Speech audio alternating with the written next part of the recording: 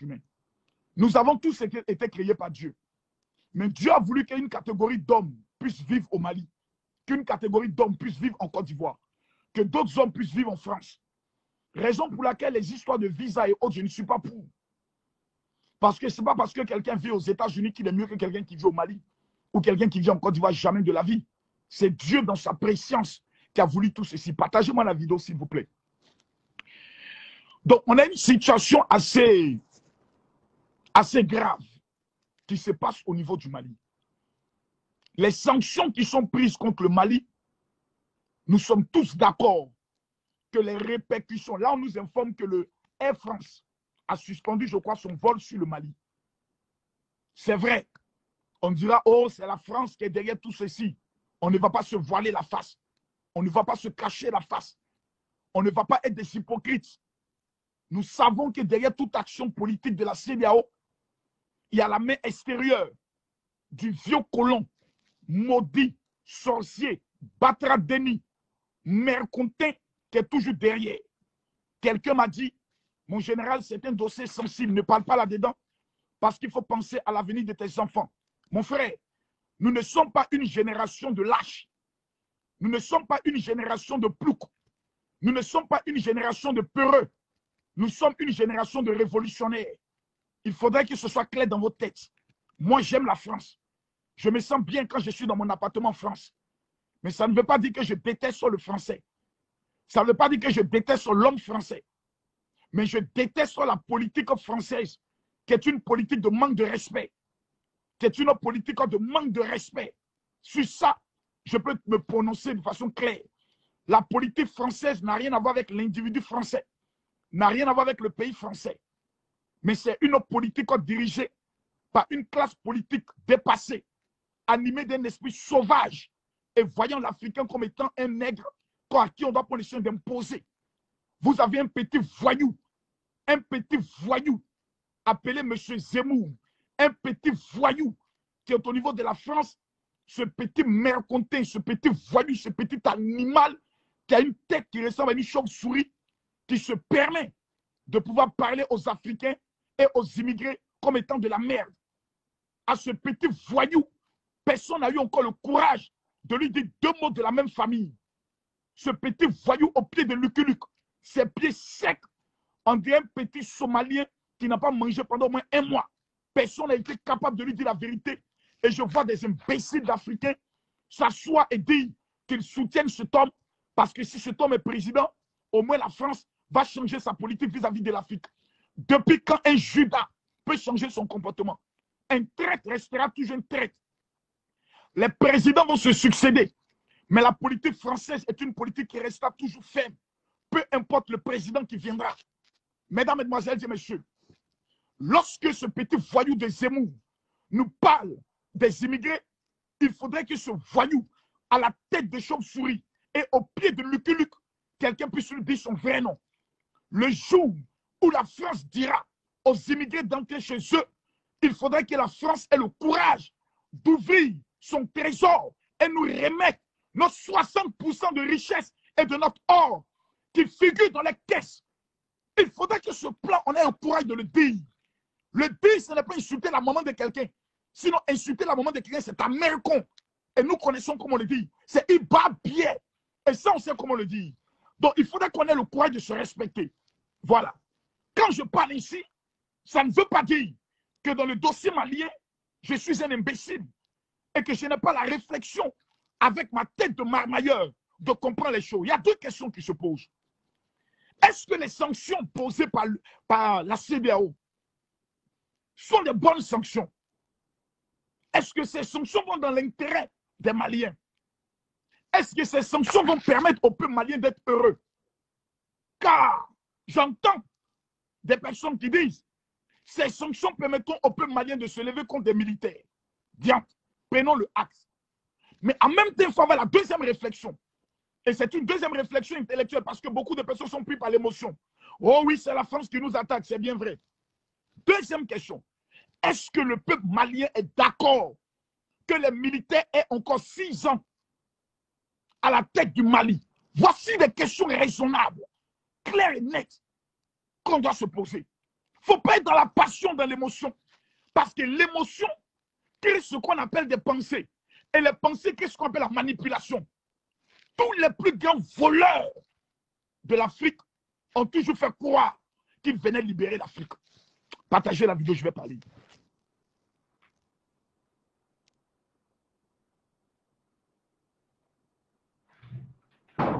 Partagez-moi la vidéo, je commence à être inspiré.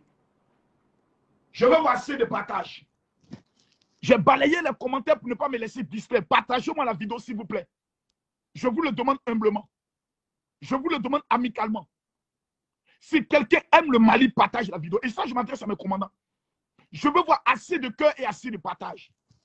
Je répète, je veux voir assez de cœur et assez de partage. Je répète, je veux voir assez de cœur et assez de partage. Il ne faut pas qu'on soit des hypocrites. Moi, j'ai suivi tout à l'heure la vidéo de Kémy Séba. Moi, j'ai suivi la vidéo de Kémy Séba. Vous savez, je ne suis pas un grand intellectuel. Et je ne suis pas quelqu'un de plus intelligent. Mais j'ai appris à analyser les hommes politiques. J'ai appris à analyser la politique africaine. Mes amis, parlons-nous vrai, parlons-nous franc. Il y a deux questions qui sont à la base de ce problème. La première question, les présidents de la CEDEAO qui se sont retrouvés au niveau de la CRA, la décision qu'ils ont prise là, est-ce qu'ils l'ont prise en pensant au peuple malien? C'est la question. Parce qu'en Côte d'Ivoire, là, on a des millions de Maliens, on a des millions de Maliens. Quelle sera la conséquence sur les vies qui ont des familles au niveau du Mali? Les frontières sont fermées. Il y a des opérateurs économiques du Mali qui sont actuellement hors de leur pays, qui ne sont pas allés vivre à l'extérieur. Ils ne pourront pas rentrer dans leur pays. Première question. La deuxième question, est-ce que vous-même les Maliens, vous cautionnez, vous donnez 6 ans de mandat ou 5 ans de mandat à des militaires d'être à la tête de votre pays quand on sait que le Mali n'est pas face à son premier coup d'État? Voici des questions simples. Partagez-moi la vidéo, s'il vous plaît. Voici des questions raisonnables, des questions intellectuelles, des questions de débat qu'on doit avoir. OK. Le régime est à combien d'années? Le régime militaire demande combien? Pourquoi le régime militaire demande 6 ans ou 5 ans? C'est pour faire quoi qu'ils n'ont pas encore fait? Est-ce que pendant ces 5 ans, c'est pour réhabiliter des choses? Si la réponse est oui, qu'est-ce qu'on fait? Mes frères, ça, ce sont des questions techniquement claires.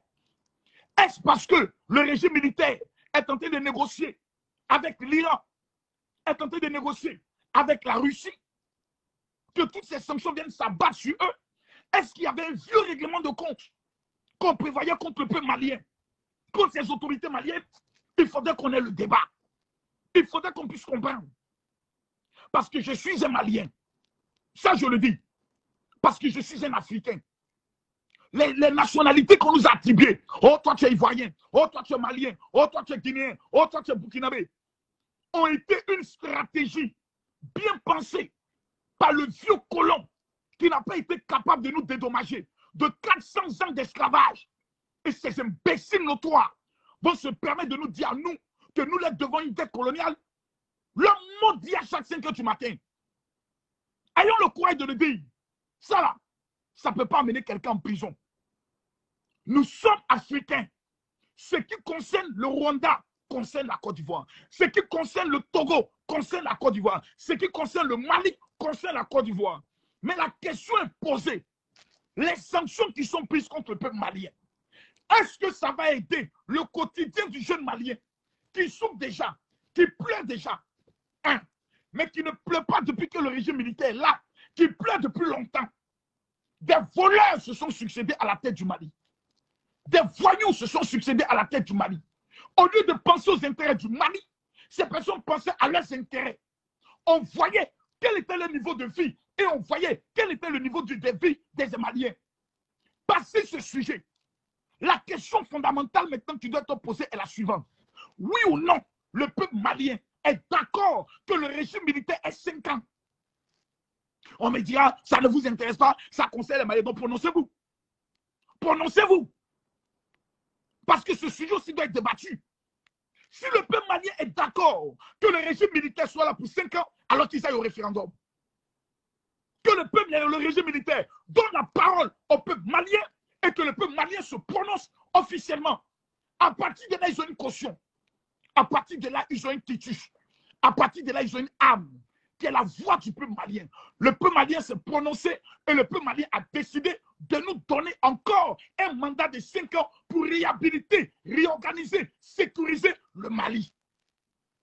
Mais si le peuple malien n'a pas donné sa caution, qu'on ne vient pas d'encore 5 ans, c'est 5 ans pour quoi? 5 ans pour manger ou 5 ans pour aider? Mais le débat doit avoir lieu, mes amis.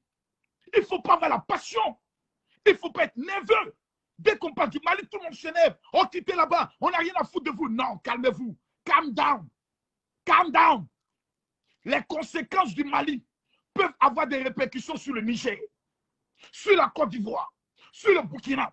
J'ai entendu quelqu'un dire, par le Mali, l'Afrique sera libérée. C'est un langage qu'on a déjà entendu. Quand il y a eu la révolution au Burkina Faso, on l'a déjà entendu. Nous respectons toutes les luttes, nous respectons tous les combats. Mais le débat, il est suivant. Ces chefs d'État qui se sont retrouvés au Ghana, quand vous êtes allé prendre votre décision, est-ce que vous avez pensé au peuple malien? C'est bien beau de prendre des décisions. On va sanctionner. Mais quand vous finissez de sanctionner, vous rentrez dans vos palais présidentiels. Le peuple malien, il vit comment? Déjà que c'est dur. Déjà que c'est compliqué. Le peuple malien vit comment? Partagez-moi la vidéo, s'il vous plaît. Parce que souvent, ce n'est pas parce que le général Makosso n'a pas envie de parler que le général Makosso a oublié ses sujets traditionnels. Je suis quand même l'influenceur le plus redoutable de l'Afrique francophone, abordant des sujets clairs et nets, sans peur. Voilà. Et les conséquences, je m'en bats les couilles. On veut me tuer, je suis prêt à mourir. Dans la vie, il faut être un moudjahidine. Il faut être un kamikaze. Il faut défendre ses positions. Claires et nettes. Mais là, la question, elle est posée. Et la question, elle est simple. Je commence à être inspiré. Non, je commence maintenant à être inspiré. On va maintenant frapper fort. Voilà, je veux voir les partages. C'est maintenant que je commence à être inspiré. Je vois mon trépied. Cette histoire de Mali est en train d'énerver tout le monde à la fin. Les gens vont s'asseoir autour des bouteilles de champagne et autres, ils se lèvent un matin, bouillant le peuple malien, vous êtes sanctionné. Maintenant, vous avez fini de faire votre sanction. Là. Ça change quoi? Vous allez vous radicaliser. Oh, attendez, oh, mon deuxième trépied, voilà. Vous la passez ici. Mettez-moi les cœurs. Mettez-moi les cœurs et les partages, s'il vous plaît. Mettez-moi les cœurs et les partages. Le général Kami Makosso veut parler sur le sujet du Mali. Mettez-moi les cœurs et les partages. Je vais me prononcer de façon claire et de façon nette.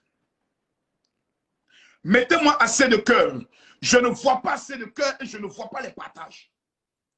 Je lance un appel maintenant aux autorités maliennes. Venez m'écouter. Je ne suis personne, vous allez m'écouter.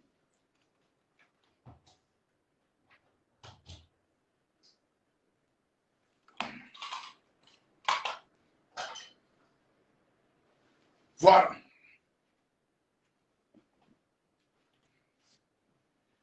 Merci, merci, merci, merci. Je veux voir assez de cœur. Quelqu'un dit c'est le peuple malien qui a décidé ainsi. Donc, calme-toi, ok. Vino Diezi. J'aimerais savoir, le peuple malien a décidé que les autorités militaires aient 5 ans de plus à partir de quelle institution? L'Assemblée nationale? Un vote populaire? Moi, je veux comprendre. Parce que, en même temps, je dis bien, en même temps que nous nous engageons dans un combat pour le Mali, parce que le Mali aujourd'hui n'a pas besoin seulement, je peux le dire, de moralisateurs, de personnes qui viendront leur... Non, le peuple malien a besoin que toute l'Afrique, et principalement l'Afrique francophone, leur apporte le soutien. Ça fait un. Nous avons l'information qu'une grande partie du peuple malien soutient les militaires. Mais je dis, la question et le débat est le suivant. Numéro 1, est-ce que les autorités, les présidents réunis à Accra, la décision qu'ils ont prise, Est-ce qu'ils ont pris cette décision en pensant à la situation humanitaire? Parce que peu Mali, j'aimerais vous donner une information. Vivre isolé, c'est impossible. Nous, la Côte d'Ivoire, la grande Côte d'Ivoire, première puissance de l'UEMOA, nous avons vécu cette situation quand Laurent Gbagbo était au pouvoir. Les sanctions, les banques fermées, la tiété était vendue en Côte d'Ivoire. Une boule qui coûtait 100 francs est montée à 500. Dans d'autres endroits, on le payait à 1000 francs. Allons pas à pas. Allons dans un combat vrai. Dans un combat franc.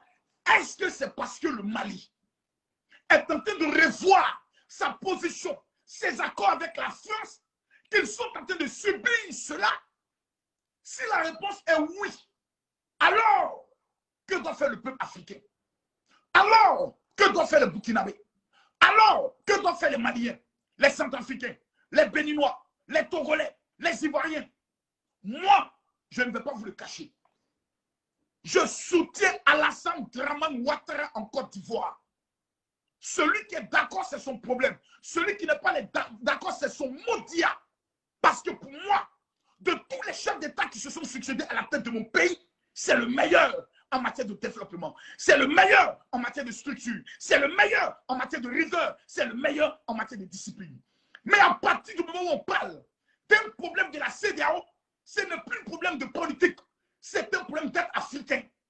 Ce qui se passe au Mali, nous avons des informations où les autorités maliennes sont en train de revoir les accords parce qu'ils estiment être curieux de constater que l'armée française est sur le territoire et qu'il y a toujours des bandits, des voyous qui sont sur le territoire malien qui continuent de faire du chantage à Bamako. Pourquoi ces voyous, ces bandits ne sont pas éradiqués? Quand on sait d'où ils viennent et quand on sait que le problème du Mali est un problème qui est lié directement à la Libye et quand on sait que la Libye, le problème de la Libye vient de la France. Si Kadhafi était encore vivant, ces bêtises de terroristes qu'on voit au niveau du Burkina, au niveau du Mali, au niveau du Niger, on n'allait jamais les assister. Donc la France est responsable de tout ce banditisme terroriste, de tous ces groupes armés qui vont s'approvisionner au niveau de la Libye et qui viennent foutre le bordel dans nos pays. Donc la France a une dette. À partir du moment où des sociétés françaises sont implantées telles que Bolloré et autres, M. Bolloré qui soutient M. Zemmour, ce voyou à la tête de chauve-souris et au pied de Luculic, ce petit bandit qui ose venir parler des immigrés, comme si nous avons décidé d'être immigrés. Nous, on prend la main, pourquoi? À partir du moment où la France gère notre argent, fabrique notre monnaie, mais c'est normal que de temps en temps, des Africains qui sont les patrons de la France, parce que si c'est mon argent que tu fabriques, si mon argent est dans ta caisse, permets-moi d'aller te rendre visite de temps en temps, dans le but de voir comment tu gères mon argent. Donc nous ne sommes pas en France parce que nous n'avons rien à faire. Nous sommes en France parce que nous voulons veiller sur notre argent. Donc M. Zemmour, quelqu'un doit lui dire son vrai nom un jour. Et j'attendais cette opportunité-là. Malheureusement, il est venu en Côte d'Ivoire. Il n'y a pas eu de débat avec la communauté et autres. J'allais montrer à ce petit voyou à la tête de chauve-souris et au pied de Luculic son vrai nom sur le plan mondial. J'allais lui dire ça. Et ce thème allait rentrer dans l'histoire. Soyons vrais et soyons francs. Moi, demain, je me permets d'organiser une émission dans le but de donner la parole au peuple africain, malien, burkinabé, pour que chacun d'entre nous, nous puissions nous prononcer de façon claire, partager la vidéo. Vraiment, les 5000 personnes qui sont connectées, celui qui partage, que Dieu le bénisse. Nous voulons comprendre. Nous là, on veut comprendre. Donc les Maliens même là, souvent ils n'ont qu'à venir bien nous expliquer. Ne soyez pas dans cette homme politique. Oh non, on s'en fout, on n'a rien à vous expliquer. Concentrez-vous sur le pays. Non. Quand on est dans un monde des humains, on ne parle pas comme ça. Voilà. Parce que soyons honnêtes, hein, s'il y a une guerre en Côte d'Ivoire, on rentre au Mali. Hein. Ça, je vous le dis. Vous ne pouvez pas fermer vos frontières. On va rentrer là-bas en Brie. En Brie, on va rentrer. Si c'est gâté en Côte d'Ivoire, on rentre au Ghana. Si c'est gâté au Burkina, là, on rentre plutôt au Burkina. Il rentre en Côte d'Ivoire. Donc nous sommes dans ce qu'on appelle la globalisation. Mais nous sommes des Africains. Nous sommes noirs. Nous sommes les descendants de Kunta Kinte, de Sundiata Keita. Nous sommes les descendants de Patrice Lumumba, de Thomas Sankara, qui tous ont été tués dans des conditions que nous savons tous. Est-ce que la flamme qui s'élève au Mali est une flamme venant de Dieu qui va embraser tous les pays africains qui vont revendiquer leur véritable libération? Et en dehors de la libération, le dédommagement de 400 ans d'esclavage. La France nous le doit. Les États-Unis nous doivent ça. L'Angleterre nous doit ça. La Belgique nous doit ça. Tous les pays qui ont participé à l'esclavage doivent dédommager les Africains. Ce n'est pas un débat. Mais nous sommes dans des débats inutiles souvent, dans des palabres inutiles. Lorsque le Mali est face à une situation, nous qui sommes les influenceurs, nous qui sommes les blogueurs, nous qui sommes les acteurs des réseaux sociaux, qu'est-ce qu'on fait? C'est bien pour devenir dire, on soutient le Mali, mais on le soutient comment? On fait quoi? On dit quoi? Moi, ce que je peux faire, au-delà de mes convictions, parce que vous soyez d'accord ou pas, Camille Makosso, j'ai toujours eu peur quand ce sont des hommes en âme qui sont au pouvoir. Mais on ne va pas se mentir, Paul Kagame était un militaire. On ne va pas se mentir, Kadhafi était un militaire. Et il a apporté des changements incroyables. On ne va pas se mentir. Donc on a vu des militaires diriger des pays et qui ont pu apporter des véritables changements. Le premier président de la France, après la guerre mondiale, était le président de Gaulle. Ce n'était pas un économiste, c'était un militaire. Mesdames, Mesdemoiselles et Messieurs, j'aimerais ici lancer un appel solennel en tant que président d'honneur des blogueurs, influenceurs, acteurs des réseaux sociaux africains, qu'il y ait une mobilisation autour du Mali, autour du peuple malien, qui va subir les conséquences, mais en même temps aux autorités maliennes. Voyez-vous, merci pour votre fermeté, mais ne fermez pas la porte aux négociations et au débat. C'est très important. Si la décision du peuple malien est de résister à la vie comme à la mort, sachez que nous n'avons pas le choix que de respecter votre volonté. Si le peuple malien a pour volonté d'aller jusqu'au bout, sachez que nous vous apporterons tout notre soutien. Parce que c'est vous qui connaissez mieux la réalité de chez vous. Aucune personne ne peut venir faire le bonheur de quelqu'un chez lui. Aucune personne. Parce que étant assis, vous connaissez le coco baka. C'est vous qui savez le fabriquer. Les Burkinabés connaissent la meilleure fabrication du zomkom. Ce n'est pas nous qui allons les apprendre. Le Sénégalais connaît mieux la fabrication de son keb que nous. Mais nous, personne ne peut nous battre dans le garba. Donc chacun a sa culture, chacun a ses valeurs. Et chacun sait ce qui est mieux pour lui. Tu ne viendras pas dire à un Ivoirien quittant le Mali que je pense que ce qui est bien pour les Ivoiriens, en temps normal, on doit te gifler puis te mettre dans un caniveau. Un jeune homme coûté et puis on t'évanouit. Donc il faut respecter les peuples. Mais vous n'êtes pas seul. Vous appartenez à une humanité. Et dans cette humanité, moi, dès le départ, lorsqu'il y a eu le coup d'état militaire, j'ai dit, j'ai redit. J'ai vu beaucoup de coups d'état qui n'ont jamais rien apporté. J'ai vu beaucoup de révolutions qui, à la fin, c'est la catastrophe totale. J'ai été au Burkina Faso. J'ai vu que les Burkinabés, même d'autres regrettent même qu'il y a eu une révolution. J'ai vu des pays de coups d'état. Donc finalement, mon âme est fatiguée des coups d'état et des prétendus sauveurs. Mais je vois que le peuple malien est déterminé derrière le militaire. Je vois que le peuple malien, depuis plus d'1 an, est déterminé, est debout derrière le militaire. Demain, à partir de 20h GMT, 21h de Paris, nous aurons le plus grand direct sur la situation du Mali. Parce que les hommes politiques parlent, les chefs d'État parlent, mais il faut aussi que le peuple puisse parler. Il faut que le peuple puisse donner son opinion de façon claire, de façon nette. Mais à la France, permettez-nous de vous parler un peu. Qu'on vous dise deux noms de la même famille. En vérité, vous nous emmerdez. On ne sait pas comment on va vous le dire, mais vous nous faites chier à la fin suivante. Ce comportement hautain de penser que vous êtes plus intelligent, vous êtes mieux, de nous parler sur un piédestal avec un petit rabaissement de nos personnes, tandis que vous êtes nos employés. Notre monnaie est chez vous, notre or est chez vous. Sans l'Afrique, quel est le poids de la France sur le plan mondial en matière d'économie? Rien. L'Italie vous l'a rappelé un jour. Donc, respectez vos patrons.